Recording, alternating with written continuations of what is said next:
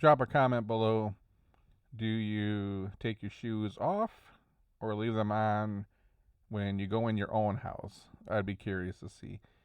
Where I grew up, everybody wore shoes in the house, all through the neighborhood.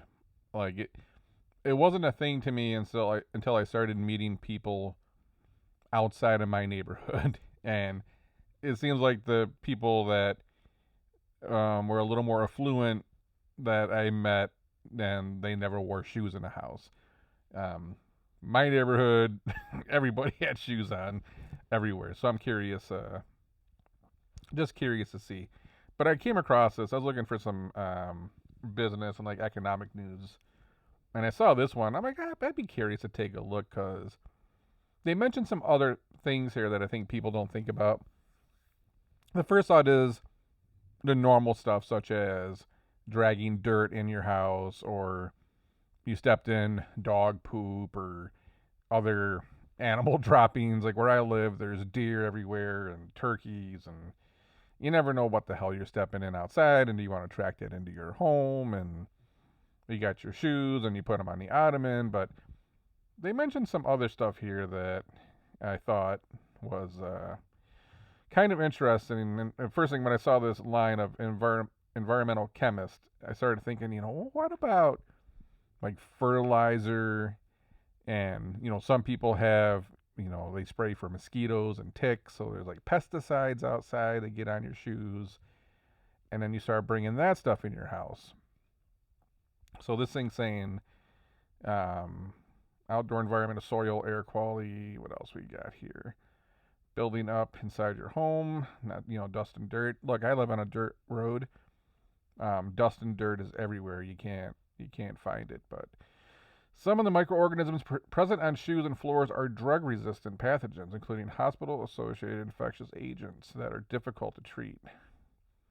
All right, so they're not even saying like take your shoes off um, and in the house. They're saying leave your damn shoes outside. Like don't even bring them in the house. Um, which is, I mean, you start reading this and it starts making sense, right? About a third of it is from outside, either brown or tramped in. Blah blah blah. What else we got here? Adding cancer-causing toxins from asphalt road residue, lawn chemicals. Ugh. I didn't think about the asphalt. I mean, people have that on their driveways too, right? But think about every parking lot you walk in. Most parking lots around here, anyways, they're not concrete. They're, asphalt, oil based. Who knows what chemicals are in there? A roll call of indoor nasties. Antibiotic resistant genes, disinfectant chemicals, microplastics. What was that stuff like BP something that was in some of the drinking bottles you used to buy? BPA free, I think that now they say.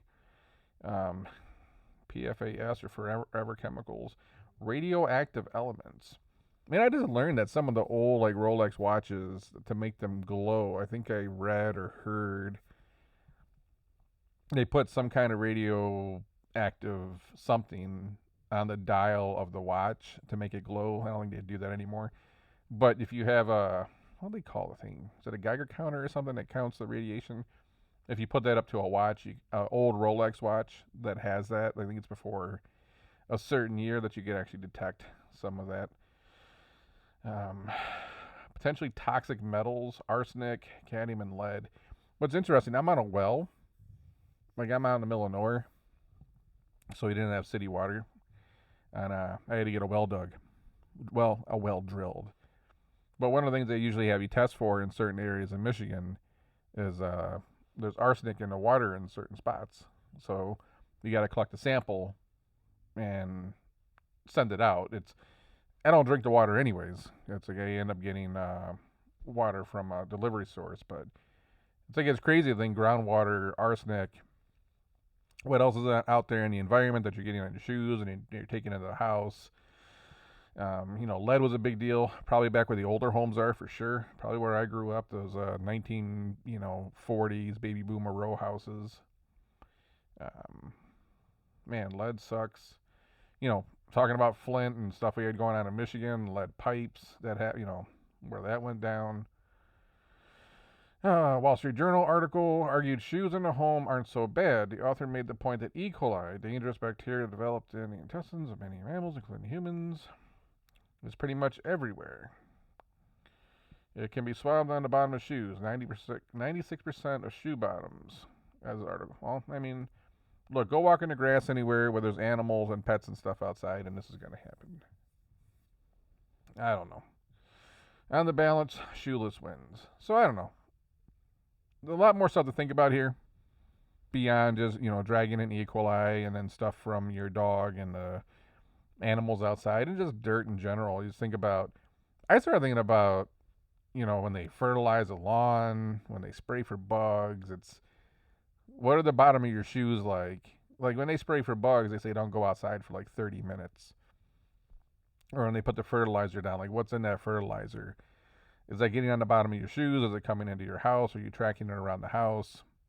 What happens when you drop that food and you go 5-second rule, but maybe you just stepped in a spot where the pesticide shoe was?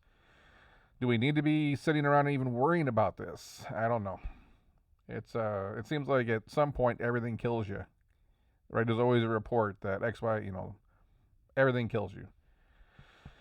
Does it matter if you wear your shoes in the house or not? So I guess it's a question of one is just tracking like dirt and crap through your house, and the next one is, bringing in the pesticides and the chemicals and the microplastics and all this stuff. So what do you do? Do you leave your shoes outside? Do you come inside and take your shoes off, or do you wear your shoes in the house? Does it matter, like, on, if you have hardwood versus carpet, does it change your mind? Do you not wear shoes if you have one or the other? I don't know. I'm curious. Drop a comment below.